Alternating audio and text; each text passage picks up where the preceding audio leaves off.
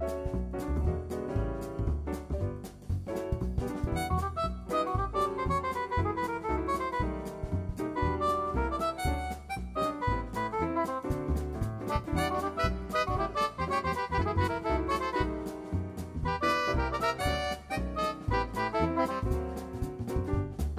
everyone, you're listening to yet another edition of the Spodcast, the podcast with a name that we really can't agree on at all. I'm joined by Alex and Chris here, who probably have diverse and varying opinions on the name Spodcast. We still both hate it. See, I like it, largely because I made the graphics for the Spodcast, and I'm not going to make those again because they took some time. The text effect where it's got like the 3D thing, that was by hand. That was I didn't do any sort of fancy like 3D to 2D stuff. I did that manually because that was ultimately faster because I don't know how to do the 3D stuff. So yeah, I'm not messing with that shit again. So we are the Spodcast. And it's been a couple weeks since we did one of these. And really the most interesting thing that has happened in those past couple of weeks is that for the first time in, I think, 12 years, we have new Star Trek on TV, which is to say not actually on TV, but airing on the internet such as it is. So I'm still confused about that, because I don't have traditional cable, and I don't get any network channels over the air. So does it straight up only air on their streaming service? There is no way to get this show on TV? I think at least part of the first season is airing on CBS, the actual channel, but not like later on.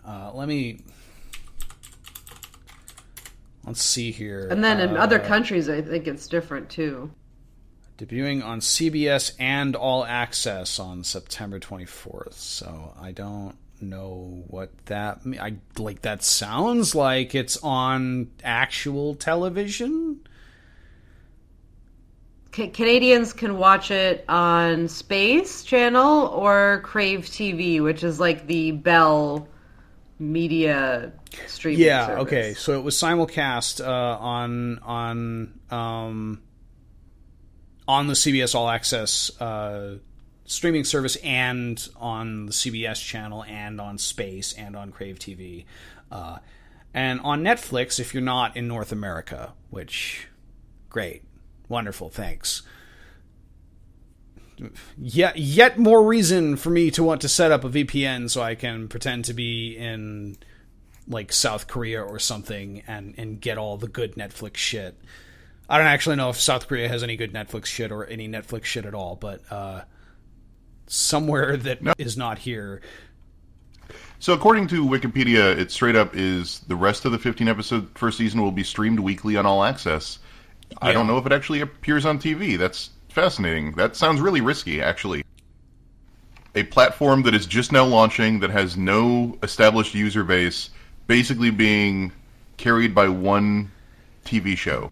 Yeah, they're doing the Voyager thing again. So I don't know if you remember, but when Voyager launched, like Star Trek Voyager, the series launched in 1996, I think. And it was streamed over Real Player? No, I don't even think Real Player existed at that point. Not as a thing you could use on the internet anyway. No, it launched as the flagship of the UPN, if you remember that network, that it totally still exists and did not fail.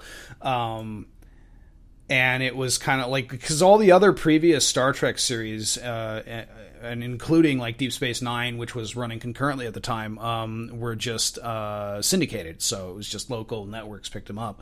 And then Voyager was specifically just UPN, at least at the start, and they kind of used Star Trek to prop up their new network, which like probably worked to some extent, just because at the time Star Trek was a really big deal. I mean, this was like a year after The Next Generation stopped airing, They were getting ready to do the Next Generation films. In fact, they were already filming the Next Generation films. It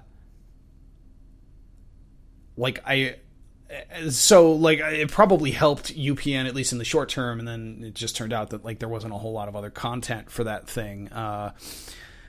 But like I wonder at doing that now, when the last Star Trek series was 12 years ago and it was the really not great Enterprise. I mean, it certainly looks like a show that could carry a application for like a little bit, but yeah. I mean, I guess we can talk about that. Like the production values of this thing are ridiculous. Like it's at gorgeous. Times better than the Abrams movies. I think they're like $8 million per episode, which is like pretty crazy. Like it's weird though, because like there are points where it looks like a film. And then there is, like, occasionally, like, an obvious TV approach to solving a problem. Like, occasionally screen shake is just shaking the camera. And it's really weird to go from, like, film-level production CGI, and then something will hit the ship, and then they'll just shake the camera, and you're like, wait, this doesn't look as good.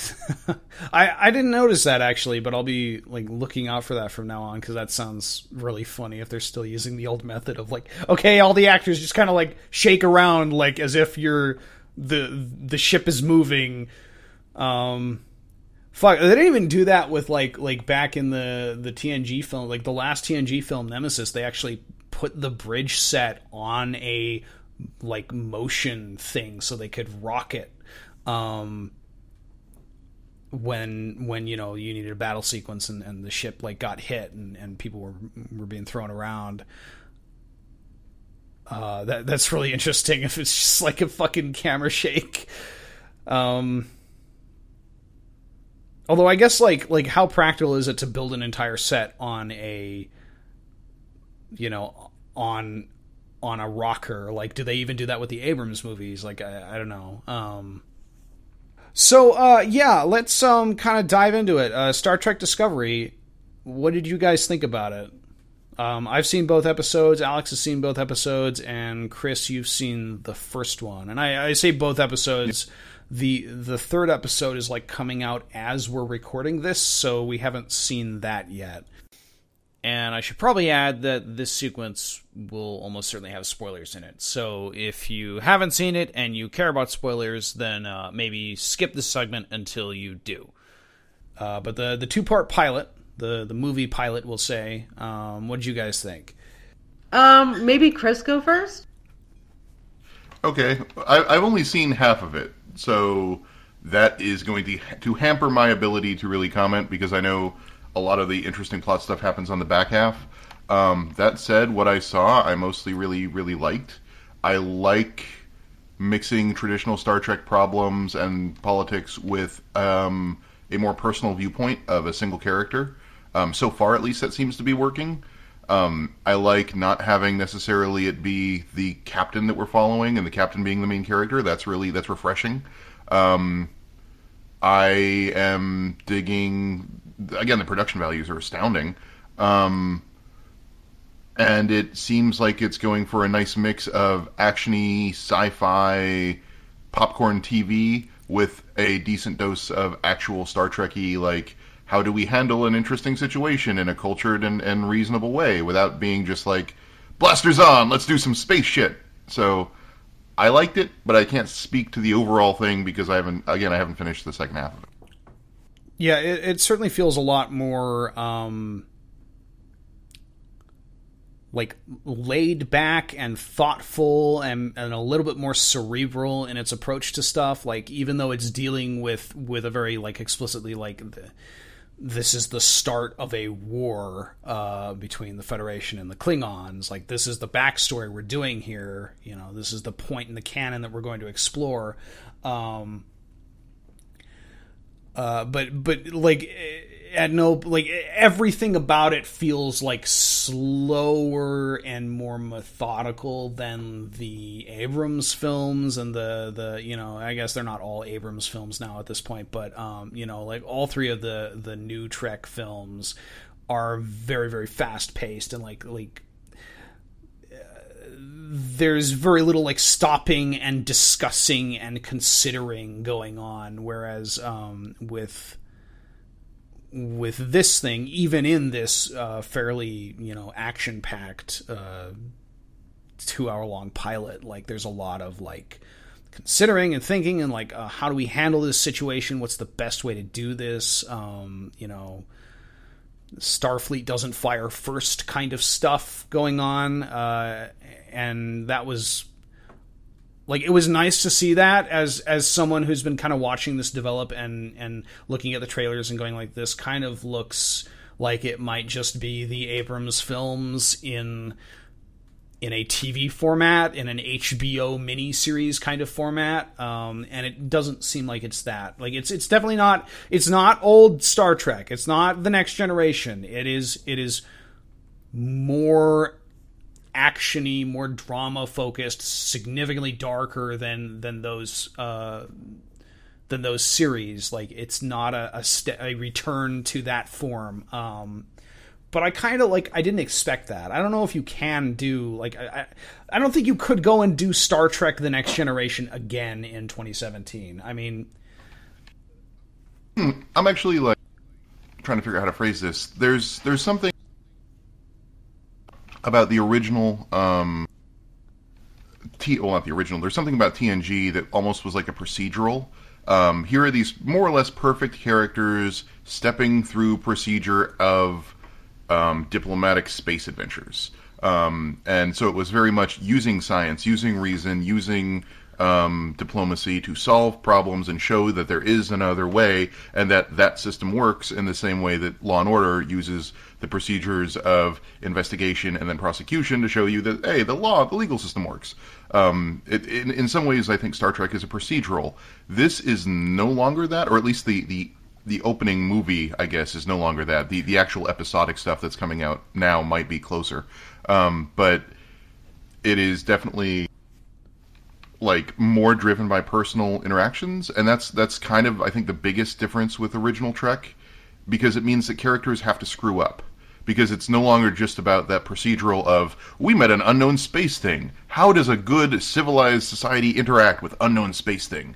This is more like, we met an unknown space thing, but so-and-so has been drinking, and so he screws up and fires a laser at it. Now we have to deal with the consequences of that. It tries to mix, the personal arcs of the characters with the sort of high-concept sci-fi procedural stuff. And it's going to be interesting to see how that works out, because it means you have to have characters that screw up, like in the intro where... I still don't know the captain's name. Not the captain, the main character's name. Michael Burnham. Yeah. Where she does the Vulcan pinch on the captain, and I'm like, oh, that's mutiny. She's fired or killed. That's it. That's open mutiny. And I know they're establishing her backstory for the later episodes for what goes on, but at the same time, it's you're going to have characters that screw up and do things that are distinctly not Trekky, because the series is about characters and their failings and their arcs, rather than just how do we solve space problems. And I think that's going to be an interesting needle to thread. So I'm still really on the fence overall about the series. I would typically with this kind of stuff, it takes it a while to ramp up, and there's no good first seasons of Star Trek, so it's may take a season. But So I really liked the first episode because it kind of jumped into things, as opposed to we're going to take 2-hour-long episodes to introduce every character, and really there's still most of the cast, I don't even know their name. It really just focuses in on Michael and kind of what she goes through. So I mean, that's not necessarily a bad thing. Most of the cast hasn't even been introduced yet. Yeah. Even after episode 2. So I like that it kind of jumped into things, and we're there's still basically no clear understanding of what the premise of the show is. So that's kind of good. But I kind of I don't know about the turn of events in the preview of the series that they showed at the end, and I guess this will be the spoilers for. Yeah, I'm a little put off by it too. I assume you're like we're talking about like she's a convict now and has to work her way back into the graces of like Starfleet, like that. Yeah, well, it's that, but it's also like the fact that they kill the captain, and then now the captain, and like this is me because I didn't follow the casting so much. I heard it's Sandra Oh, right? Sandra Oh, and that they said she was gonna be the captain. I'm like, that's amazing, perfect, wonderful, like woman of color, Michelle like, Yeoh. Michelle Yeoh, right? Yeah, my bad. I was like, Sandra Yeoh, what are you talking about? So like I don't follow those kind of things. So when I saw that there was now it's the like just another like white dude who we don't even know who he is, and it's like that's kind of shitty because I think they showed really good chemistry with those characters, and I don't know if it's like they're gonna revisit like that or go do more flashbacks, but it seems to me from the series preview that like that's the gist of the story is she's a convict working her way up, and then eventually she gets back on a space ship, and there's this like white dude that's like the captain, and Jason he's there, and I don't know. It almost feels like the pilot was something that like if this were a film or a mini series, it would have probably started in media res with the beginning of episode 3, which presumably starts with her being like a convict and showing up on the new ship that's the actual main ship, and then you'd get like a couple episodes in, and then you'd get the flashback story of how she got to where she is. And it's interesting that they ended up kind of doing it the other way around, and like the pilot is sort of like, it's not so much a pilot for the show as it is for the the main character's backstory and just her backstory. Saru is the only other major character that I think carries over into the actual rest of the TV show, and he's in that, but he's not really in focus either. And the Drew Barrymore looking lady. Oh, is she on the ship too? Yes, but she has a cyber mohawk. Or a side shave thing. Oh, yeah. But there's cyber in it. And then Daft Punk died, so I guess he wasn't why'd they have to kill Daft Punk? That was the only spoiler I cared about. Oh, no. Well, actually, there's 2 of them, aren't there? I know there's 2 Daft Punks, but there's like... In this ship, I thought there were 2 of them, so maybe I wasn't sure what to make of those guys. Yeah, I think, like, I see a lot of this concern coming up. I've been kind of paying attention to the discussion and the reception of the pilot, and I see a lot of concern about, like, is this just going to be about the war, and it's going to be a weird, like, it's going to be a Star Trek war drama or something, and, like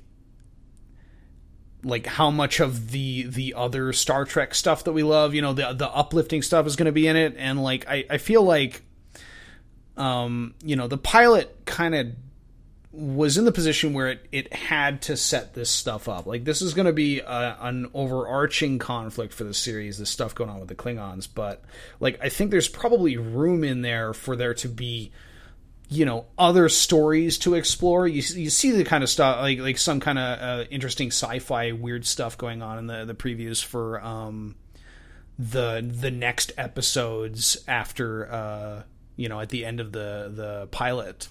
And it seems like there's some element of exploration and element of like going, boldly going where no one has gone before, that kind of stuff. So I'm hopeful that like the pilot and the initial like character stuff is not necessarily reflective of like everything that this show is going to be about. Like, Michael is going to get over being a convict, relatively quickly, and the show can kind of have that room to explore more than just like there's a great big war going on with the Klingons and we gotta go deal with that, and it doesn't it really suck all the stuff that you did and got in trouble for. So I'm hopeful that we see some more of that Star Trek elements, like the classic Star Trek elements, there as it moves into this more episodic format.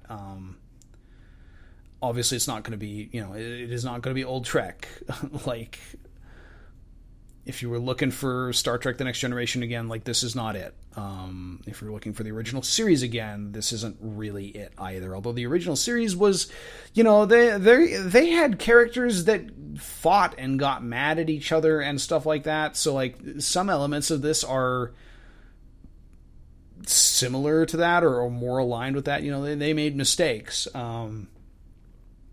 And of course, they had a lot of red shirts that died all the time. So I'm just kind of concerned because usually my appeal for Star Trek is seeing a diverse cast doing cool stuff and dealing with differences and similarities and bonding and those moments. And I just, right now, unfortunately, it seems like the only character that they've shown to have chemistry with the main character has died. Yeah, and also like it's kind of a shame to. It was a misstep. I just think her it's off. Yeah, like I think just it's one of those frustrating things where like you have a big Asian American star, and she's just not a through line. You know what I mean? It's like it's just disappointing. Even if the captain isn't like the main character of the show, I think there's just such significance now with Star Trek and captains and like legacies and things like that it's just hard to avoid. Yeah, definitely. I do get the sense that the Jason Isaacs captain, like they've been describing him as like I think Jason Isaacs himself like said this guy is the most fucked up captain we've seen yet. Like they've been describing him as like unhinged and kind of like a little bit nuts, and I'm imagining how the central conflict of this season is going to go is that like he's gonna bring her out of prison and bring her onto the Discovery, the ship, and like for her expertise with the Klingons, because she's had history with the Klingons because they blew up her colony and attacked her when she was a kid at the Vulcan Science Academy too, or something. I'm not really sure what the chronology was there.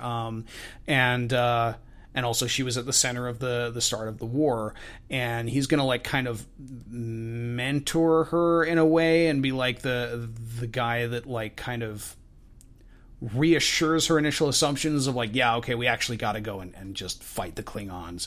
And then the evolution is going to be like he continues to get more and more extreme and ends up turning into like the villain. And I wouldn't be surprised if like the finale is her facing a similar choice that she faced in the pilot of like mutinying, but in this case it's not to go against the captain's orders and potentially start a massive war, but to stop the captain from fucking everything up. And then like I wouldn't be surprised if like going into season 2 like there's a different captain and he's like removed from the picture in some way. That's just a sort of general guess from what I've seen of how I see this possibly going down. Well, yeah, because they are changing the cast throughout or throughout the series, but I'd imagine that Michael might be a character that comes back too in a different role maybe. Oh, did they say they're gonna like the season 2 is gonna be a different like cast and setting or That's something? That's what I had thought. I thought that was like something that people thought they had said, and then they came back and said like, oh no, actually we weren't. That's not what we meant. That this was going to be like a long running series with like these characters.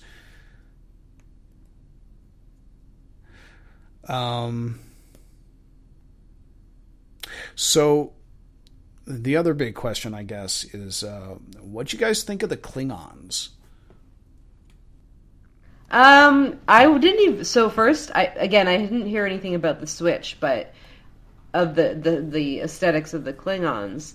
So when I saw them, I thought they were like a different type of Klingon from a different like sector or something like that. And then I thought, oh, wouldn't that be cool? Because I also forgot that it was a prequel.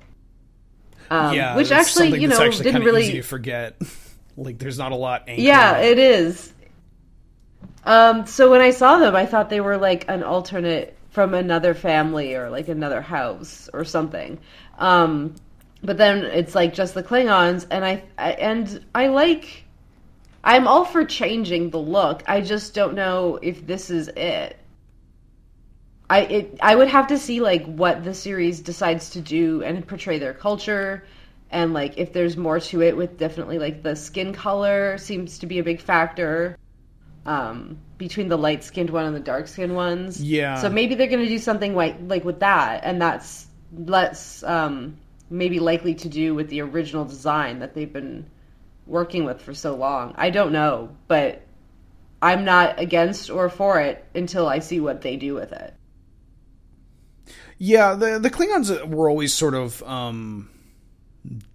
depicted, like, across all of their depictions as having generally darker skin tones than not the average human being, of course, but the average human you would see on the mostly European cast of the Star Trek series. But then they also had like white people as Klingons, so that it wasn't like ever brought up as any sort of a big deal in the past. Whereas in this one, like, there's some specific thing like this guy's an albino, and so people shun him. But then the Klingon Messiah figure, whose name I forgot and probably can't pronounce, Tukuvma or something, recognizes him as a courageous person and gives him a position of authority. I am apparently in the minority in that I actually really dig the new Klingon look, with a few caveats that I'll get to, but it's not so far away from what the Klingons used to look like that it looks like, oh, this is a completely different fucking like thing. Like, they still look Klingon adjacent.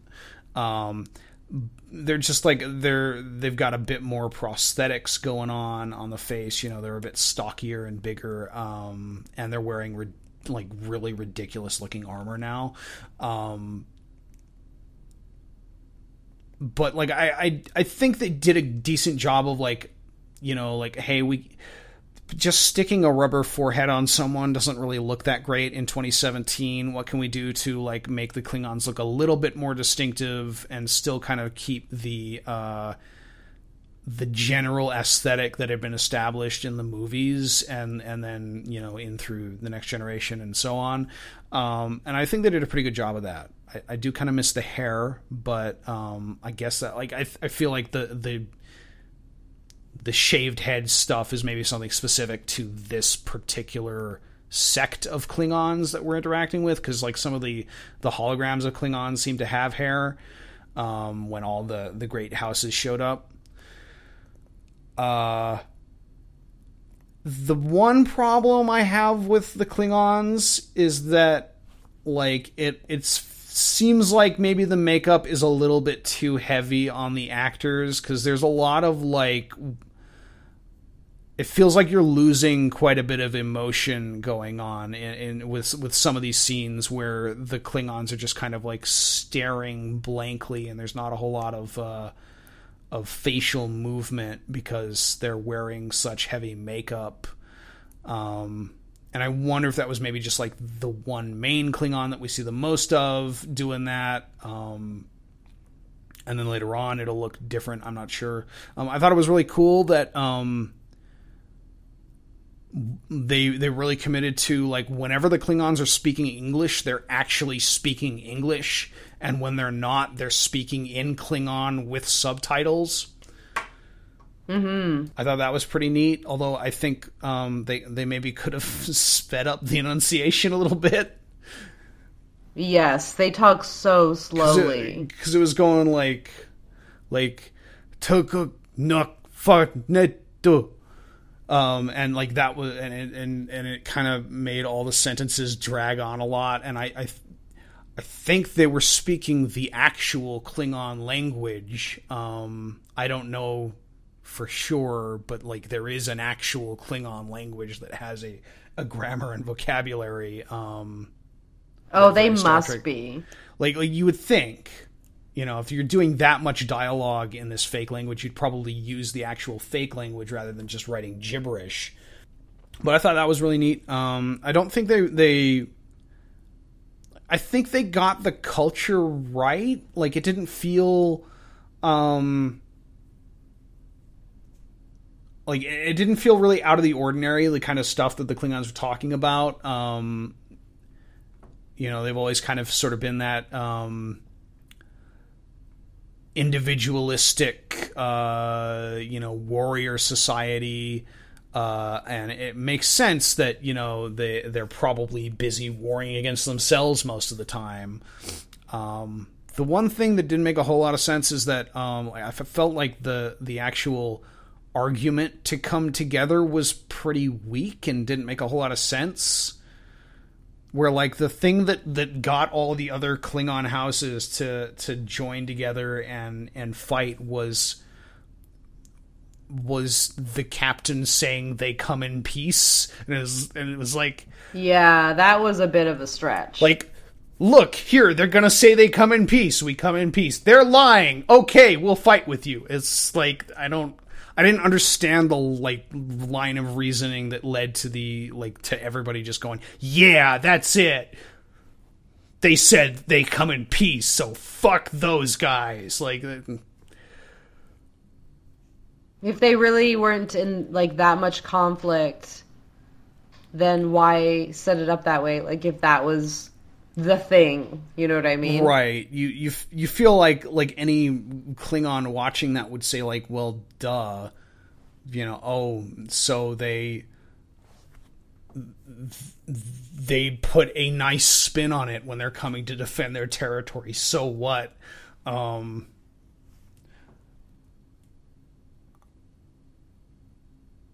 So that was the one thing that kind of came out as weak to me, was Takufma, the main Klingon, is supposed to be this messianic figure who talks about he's the second coming of Kalis, the sort of Klingon Jesus, and I kind of expected for a religious zealot character to have more of a solid charisma to him, and it didn't feel like he was quite there to me. But yeah, I'm cautiously optimistic about this show. It did a lot of stuff that I was expecting to see less of. There was a lot more nuanced discussion of things going on, a lot more interesting problems than the typical new Star Trek movie. They're the bad guys. They have a doomsday weapon. We gotta kill them. So I'm interested in seeing where this goes. I'm not totally completely sold on it yet, but I'm pretty happy with what I saw for a pilot episode. It's probably the best Star Trek pilot in all of the Star Trek series. Oh, you think so? What pilot was better? Caretaker was okay. Emissary was pretty good. No, Encounter on Farpoint was probably the worst. I actually probably would say Broken Bow is higher than Encounter at Farpoint, and Broken Bow sucked. That's a good point. There's not many good ones. The only good thing about Farpoint was John Delancey as Q. That's about it. Where No Man Has Gone Before was pretty good. guess. Although Bones wasn't in the series yet, so it can't win. Any closing thoughts? I want to see the second half of it. It didn't immediately turn me off.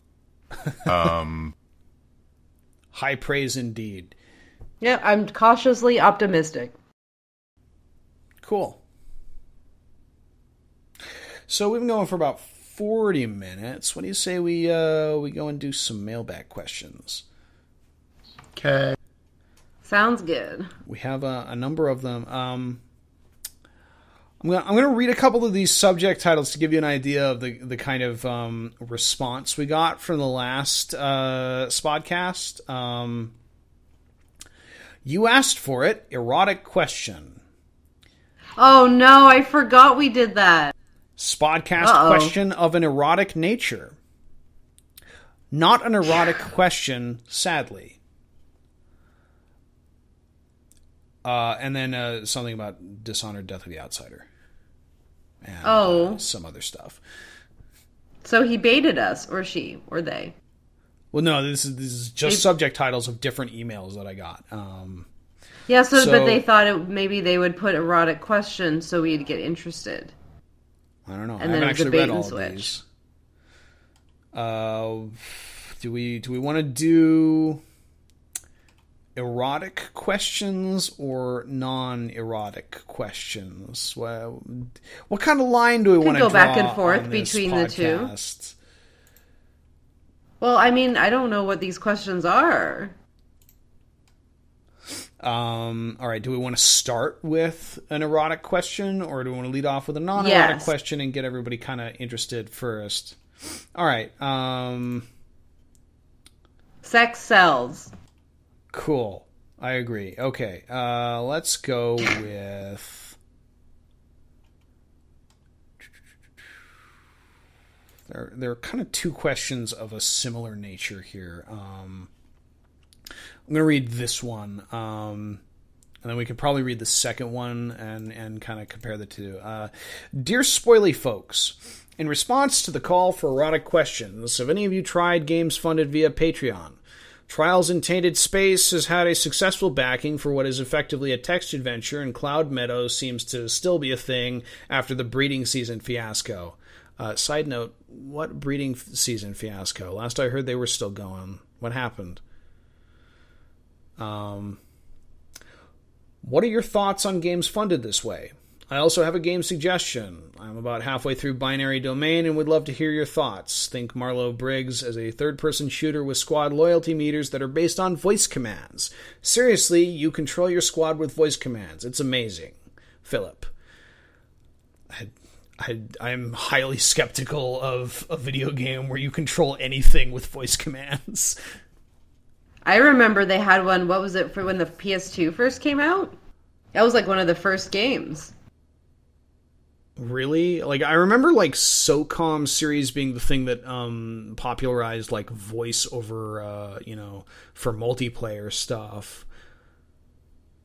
But that wasn't like controlling here it voice is. commands. Lifeline by Konami. Oh, that wonderful game company. I've never heard of this game. What the hell is it? It's a game where you control the player by speaking to them on the microphone. Oh, that sounds terrible. I would love to see how this actually plays. We gotta go and find a copy of that and a headset that'll work with it and like set it up and live stream it. XPlay gave it a 2-star out of 5-star. So I don't think I've played an erotic game in years. I think the last time I played an erotic game was like I was in college, and it was like I was plumbing the depths of bad DOS games, and I found a strip poker game, and the cards were all weighted to give you like way more full houses and way more flushes and stuff than are statistically likely, just so you regularly win and the nudity continues. I think that's the last erotic game I remember playing, and it was not very good, because it wasn't a very good poker game, and it was a DOS game, so the nudity was very pixelated. So it wasn't great as an erotic work, either. But But yeah, I don't play a ton of erotic games. It's not like, I don't know. The concept's always been weird to me. But the question was about Patreon? Yeah. Erotic games funded through Patreon? Ones. To the point where I haven't played Cloud Meadow is my point, and I haven't played any of the others that are supported. So my point is, I don't think I can talk with any level of knowledge about any of these titles and whether or not the Patreon funding model works for them. Well, that's never stopped. Like, I can speak. I can speak about whether I think Patreon works as a game dev funding tool, and I think generally it doesn't, unless you're such a small dev that it's literally just keeping your really small projects afloat. I think someone like Kitty Horror Show could probably get by with a Patreon, but games are so long to make that. Where the breeding season thing that they mentioned was like a team, and they were like the biggest Patreon campaign on Patreon for a while. We're talking like tens of thousands of dollars a month. I don't know, like, I haven't heard of what happens. Let's see. Sex game canceled after taking in 5 figures a month on Patreon. Oh, this is from like over a year ago. Yeah, they were making $42,300 a month. Or yeah, wow. That is a lot of money. Yeah.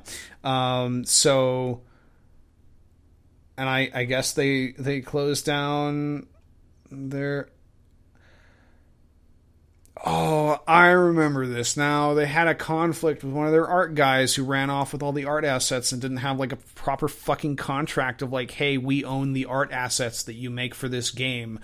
No. And there was some great big thing about that because I guess making half of 6 figures a month is not enough to get a fucking lawyer. So I think there are problems with Patreon funding game development, obviously. Especially bigger game devs like that. Like once you're at a point where you're making $32,000 a month, it's hard to release $32,000 worth of content a month. It really, I don't know how you could possibly. I don't know how Chris Roberts does it. That's a bad joke. Anyway. Yeah, I don't know how Chris Roberts does it either. Remember when Star Citizen was supposed to come out in like 2014? So I feel like there's like 18 parts of questions to this. So there's the Patreon as a means of funding erotic games. There's have you played these games? And then there was something about binary domain. I also haven't played binary domain. Have either of you? No. No, I haven't. I can look into it at some point, and maybe we can do something with it. Yeah. I may be mistaken, but I seem to remember there being a clause in the Patreon terms of service about using Patreon to distribute porn. Which but it's not is porn. Obviously it's not vaguely erotic because like there's a lot of like erotic fan art Patreons going on. Right. Yeah. Well, when you fund the artist, they draw whatever they want. Yeah, exactly. Right? Like it's. Well, and also where do you draw the line between pornography and sort of pin-up erotic titillation stuff? Yeah. And that gets down, and I don't want to open up that discussion, but like, I don't think you could argue that Cloud Meadow is straight up pornography. It's racy and erotic, or at least from what I've seen of it. Again, I haven't played it, but like, I unless there's like actual hardcore scenes of intercourse in this video game about running a farm, which would be weird. Are there? I hope there's not. I would not be surprised. And if it was, how would they regulate that? It seems to be one of those rules that's in the TOS to protect Patreon, but they never actually bother enforcing.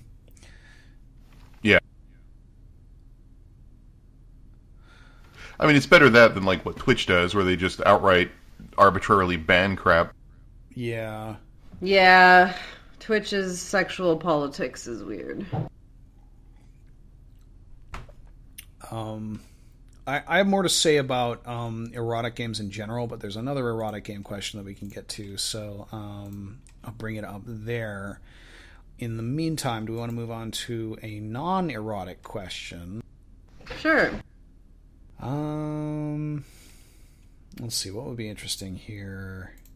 Okay. Dear Spodcast, did Josh accept defeat and name it Spodcast? Okay, that's a bad question because confused about who would be accepting defeat. Actually, you know what? No, I surrender. Oh no, I guess we have to call it the Spodcast now, and there's no reason ever to bring it up again. Moving on, real question. Dishonored Death of the Outsider ends differently than the previous two Dishonored games in that instead of it being related to the actions that the player committed over the course of the game, the ending was decided directly by the player in the last few minutes. Do you guys have any thoughts over a game's ending being directly related to player choice versus player action? Yeah, I guess I do. I think finding a good ending also, is cheers, Maddie won Monopoly. Sorry, continue. I feel like the best endings are ones that can look at your play experience holistically, but do not result in an ending based on the same choice over and over and over and over and over and over and over again. For example, I'm not a big fan of Infamous, and I'm not a big fan of Bioshock's do you harvest or not harvest little sister mechanics. I'm also not a big fan of the original Dishonored's do you do things not killy or do you do things really killy approach to calculating whether you have a high or low chaos run. Because that boils down to making the same decision over and over and over again, and the entire video game becomes a very complicated, are you sure? Yes, no option on which ending you pick, and that is not super interesting.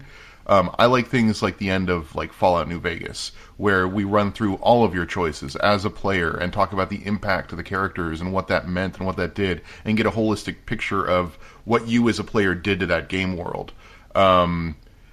In a pinch, I'm okay with like choosing the actual ending at the very end of the game, because you can use what you've learned throughout the entire game to inform your decision. Look at something like Deus Ex for a good example of that. So I think my least favorite kind of endings are the ones where it's like there's only two options and you just have to keep playing a certain way or making a certain choice over and over and over and over and over again until the end of the game. That kind of sucks.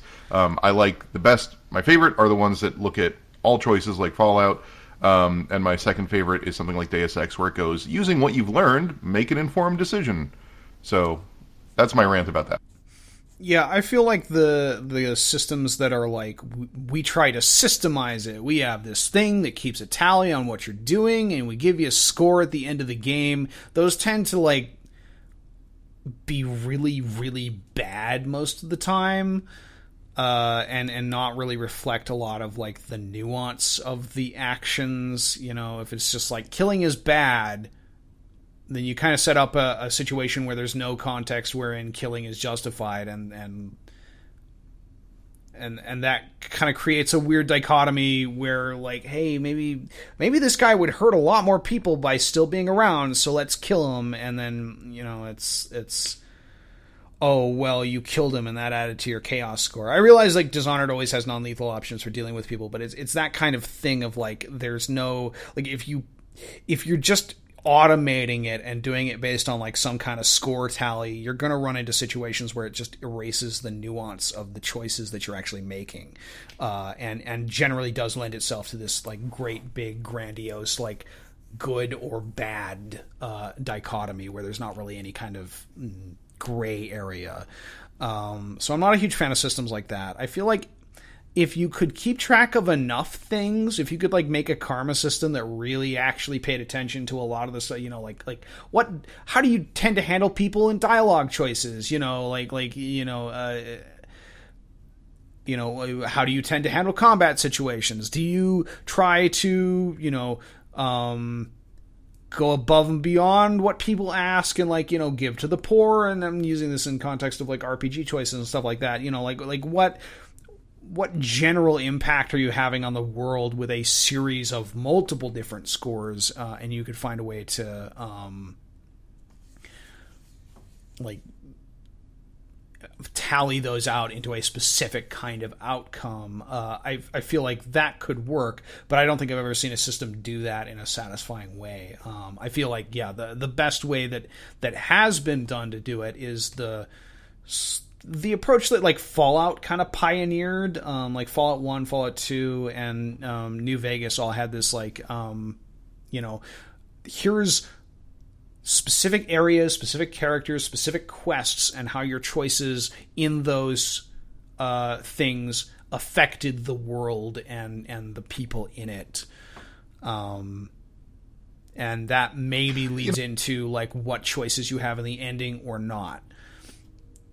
I think part of the reason that we keep coming back to Fallout is that those are really, really scripted endings, and if you do it with a system, no matter what, you're going to boil it down to your choice. Your impact on the game world was these numbers. But to make that meaningful, you really eventually have to frame that in a way that is written. And so many game systems just end up being like, well, if it's below this threshold, you got ending A, and you got above this threshold, you got ending B. Or maybe below this threshold, ending A, middle would be B, and above this threshold is C. Tends to be about how much writing we do. Where Fallout, as a game that is an RPG, really focuses on like actually writing that stuff out for each town and each major faction or whatever, giving you a summary of what your impact really was. Is a lot more interesting. So at the end of the day, to do an ending to a game, you're going to have to translate game state to something somebody sat down and wrote for it to be meaningful. Because otherwise, you're just going to go. It's a mission complete summary screen. You got 37% happy in this town, and like who cares about that if you're going for a satisfying narrative conclusion. So I think that it's less about the character, like the choices, and more about the characters that are making that choice. So I think a lot of the games we have problems with kind of like they try to have a character in the world but have it like also be kind of how you might think they act. So either like an aggressive version or like a kinder version. When I think like it really works best when you're either completely constructing your character from scratch. So like Fallout sort of does this, or like, for a more recent example, like Divinity, you kind of do that too, where there's suggestions, but really you can make the character kill whoever you want or play however you want, and that's just a system that it's in the game, but it's also narratively in your head a little bit too. You're creating it. And then, of course, the games where there's just no choice, and then you have characters that are just seen through to the end by the writing and the story. And I think that games are at this point where we're having trouble blending the two. The sort of character, but also sort of you. And I don't know if we have a system yet for it. Yeah. That's a good point. You've got a lot of games like the Dragon Age game, or BioWare games in general, where you kind of you're making a character ostensibly that is a new character that is unique to you, but by the very nature of the kind of story they're trying to tell and the methods they're using to try to tell it, like that character has to have some sort of characterization in the world, and especially if you have it voice acted, right? Exactly. Right off voice the bat, acting is the big thing. Like, because if it's voice acted, you can't just have them doing monotone stuff. You can't do the text thing of having the character just speak in text, and like you can kind of read your own tone into it. And if you're doing any kind of cinematic stuff, of course you have to have some kind of characterization for the character, and that is not unique or created by the player at all most of the time. Sometimes there's a little customization options. If your character's got a lot of renegade points, they can be mean to people, stuff like that. But it's a very weird sort of position, which is kind of why I found myself gravitating to like more set characters like Geralt in the Witcher series, Adam Jensen in the new Deus Ex games that are specifically and explicitly established characters. These are people, they have their own backstory. You don't pick that, you role play that particular character, and then you get to shape their actions and the way those actions inform that pre-existing character through the course of the game. And then you have things like Corvo, who is ostensibly a real person but has no personality whatsoever. And doesn't even speak in his first game. He's just so busy killing. All right, let's go to another erotic question. It's the actual subject of this is you asked for it, erotic question. Well, you guys asked for it, so here it is. Are you aware of the homebrew erotic game genre?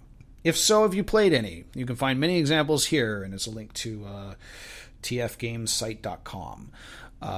Most of these games never get completed, but there are some really good ones amongst the barely a demo garbage. They tend to be free to play, but a couple have even managed to get decent Patreon funding for the regular updates. Just wanted to hear your thoughts and possibly horrified stories on this topic. I particularly can't wait to hear Rutskarn's take on it. Rutskarn is busy today, so I guess you'll have to put up with me. Thanks for the podcast. Hi, Ev. So I will, full disclosure here, all of our erotic questions are about erotic video games and whether we played them. So I guess, Camster, your answer is going to be the same regardless. I have... So, like, my... Oh, go ahead. Well, I've kind of dipped my toes into erotic games a bit. I am by no means an expert, but my conclusion is that they are all shit, like across the board.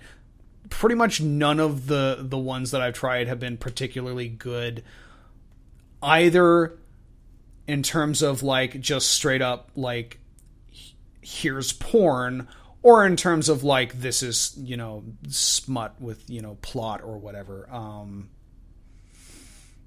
And you've got like a couple of different variations on like adult games, and all of them have like horrible crippling problems. Like you've got like the Newgrounds, really shitty flash games that like have some bad side scroller gameplay, and then there's some sex scenes. Those are not particularly interesting. You know, you run into the thing of like, well, you know, you could just be looking at porn and then you wouldn't have to deal with playing bad gameplay. And then you have the ones that are like sort of make your own porn scene, which again, you know, yay, I'm watching porn where everybody looks like a mannequin and has a dead look in their eyes. Like or I could just go watch actual porn. And then you've got the stuff which are like visual novels or dating sims. Well, I guess those are two different kind of things. Like the dating sims are usually this like really horribly creepy time management stuff that gets really tedious, and then the visual novels are like monolithically war and peace word count things, constructs that maybe have a couple of sex scenes in them, and I just get really, really, really bored after reading for like 3 hours and nothing has happened. But hey, we're describing the staircase that the self-insert character is walking down right now, so that's great. And it's kind of an interesting set of problems. Sorry, go ahead. Oh, I would add that there's like another like probable like version of erotic game, because there's no place, I think, in common knowledge of like more educational awareness games. So like my mind goes to Robert Yang's games. Oh yeah, I don't know if you've heard of them. But they're more. See, I would almost... They're erotic, but I would almost... Anyway, go ahead. Sorry, I don't want to... Oh, that's okay. Yeah, so, like, more just, like, more art than anything, maybe.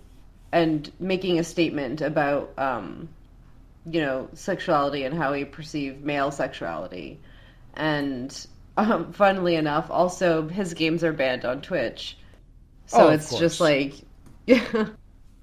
You know, it's just there's a message there that's just being blanketed by Twitch, blanket blocked, I guess. Anyways, so there's like, or even like you think of Christine Love's work too. Christine Love is a notable like exception, I think, like where she actually does do decent erotic stuff, and I've played some of Lady Killer in a Bind, and it does not do the horrible thing of I have been reading for 3 hours and it is exactly as not sexy as it was when I started, and I'm still getting introduced to characters. It kind of jumps right into it, and the game isn't like that long from what I can see. Yeah, it's about a 5-hour game, but there's multiple endings and stuff. I think it's just a matter of like, unfortunately, the resources aren't put to making a really good version of the kind of games that we see are often poorly done. Yeah, you have a very large set of intersecting problems when it comes to making an erotic game. Like, first off, there is the question of like, who is this for? You know, like, is this just porn? Is it is it more than that? Does it have a plot and then it has porn in it? You know, like, is the porn just kind of hinted at and it's really just more smut? And like, that's like a question that like, and then there's also like that element of like, how do you implement gameplay into that? Whereas gameplay is often very much not at all about there's not a gameplay system that I've seen that like really translates to any aspect of romance or sex well, to the point where like probably the most successful games are just visual novels because they don't have gameplay mechanics. And then of course there's the issue of like, up until recently, like, you couldn't even have games with sexual content on Steam. It's really hard to sell these things and make money doing it, you know, and if you're going to be a professional erotic games creator, like, that's not an easy road, even by indie dev standards.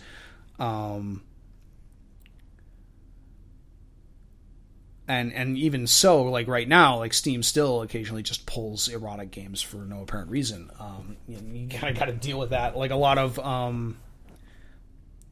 banking services will not work with you if you're doing like explicitly porn stuff. You know, oh really? There's a huge stigma against it. Yeah, like PayPal will not work with you if you're doing erotic stuff. As far as I'm aware. Like, just stuff like that puts a big barrier in the path of making erotic games. So like, the idea of getting, like, a reasonably budgeted, you know, let's, for the sake of it, say, like, a 3D a game, not just some weird, like, I made it in an afternoon side-scroller or... you know, a visual novel or something where you don't need to worry about graphics and all that kind of stuff. You know, like getting a decently budgeted 3D game is really hard for that reason. Other problems that I've seen with erotic games in general, like kind of pulling back, is like, I think this is something that's not talked about a lot and like really should be, is the absolutely pervasive hyper masculinity and misogynistic perspective going on in these games that like turns me right off most of the time. Like it's like all these games were written by frat boys, and you know, like video games in general have a problem with like tackling subjects like this in general in a mature fashion. So this is not unique specifically to erotic games, but like it's kind of, I guess, amplified by those other problems we talked about, where like writing a really decent fucking you know, dialogue and scenario and anything that's just not just like totally trashy is probably like even more steps removed from your mind than it would be in any other sort of scenario, just because of all this other stuff that you have to worry about when making an erotic game. And that kind of sucks. Because there's I think it would be often like, oh, go ahead. Well, I think it would be interesting if we saw, more nuanced takes on, games that touched on sexuality in a way that didn't suck in general would be nice. Moving even further just from erotic games,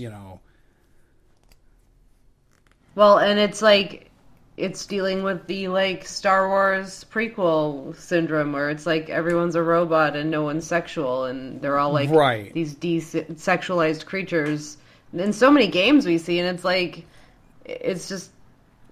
it's so hard to even connect with these characters in games where there's human interaction, but not a lot. It's strictly business, and it's who are these robot people all the time? You walk into the first tavern in Fallout 3, and there's a prostitute there, and you pay her to sleep with you, and so she walks up, and she goes up into the hotel room, lies down into the bed, and goes to sleep. Yeah. Well, that's just I can see that playing off as a comedic thing. By a studio other than Bethesda, perhaps. What are you saying? There's no comedy in the Fallout saying world? Bethesda doesn't have the self-awareness to do that. Oh. There was that game that came out 2012, the Katawa Shoujo. And I don't know if you guys remember the name, but it's the dating sim where you date different girls with different disabilities. And I never played it to the fullest, but it made me very uncomfortable. But I do kind of wonder if it at least made strides in dealing with, sexuality and disability in maybe, hopefully, at least a few tasteful ways. I can only imagine how it could go wrong, but I didn't play it, and I wasn't really sure what to think about it because half the stuff I heard about it was oh no, it's making great strides in in the acceptance of people with bodies that are not conforming to the ideal perfect. And then the other half of the stuff I heard was oh, this is fetishizing disability in a really weird way. I think it was a good conversation starter game. Yeah. I think that opening up and talking about how we can incorporate sexuality and a little bit more in depth is important. And I feel like we're in this kind of odd place because we have a lot of creators that are doing great work like Christine Love and Robert Yang, but it doesn't seem to be the focus right now when it comes to even a lot of indie devs. Yeah. And I remember there was a game on Steam recently that sounded kind of interesting to me. It was the scenario wasn't all that, unique. It was you're at a party, interact with the people at the party and, and kind of do some sort of simulation of dating and then, that moving into sex, which could I feel like if you could do that right, might be an interesting game. But, it was just full of the same sort of crowd, you could just whip your dick out and perform sexual acts and then get kicked out of the party, and it's this is not exactly what I was looking for. Oh, okay, this is also being written by those same people who are writing all these other sex games badly. So, I wish there was more like Christine Love, that looked at sex in a way that was not the very juvenile, haha, look, there's boobs, but we get to show the actual sex act, yay! But maybe sometime in the future. All right, we've been going for a little more than an hour. I'd say we're pretty good here. We covered most of the erotic questions. If you want to, and I guess those are the important ones. More erotic questions, and maybe something that's not about games, because erotic games, there's not a lot there. No more erotic questions. Normal questions, please. All right, Camster wants you to ask normal questions about normal things. And if you want to ask normal questions about normal things, you can always send an email to spoilerwarningshow@gmail.com. And that's a wrap. That's a Spodcast. Thanks for listening, everybody. Hooray! I hope we did not horribly disturb you with our discussions about erotic things. Oh, I held back a ton. Well, we all appreciate that. For the sake of Josh's ears. Yes, my poor innocent ears. Anyway, good night, everybody. Good night. Good night.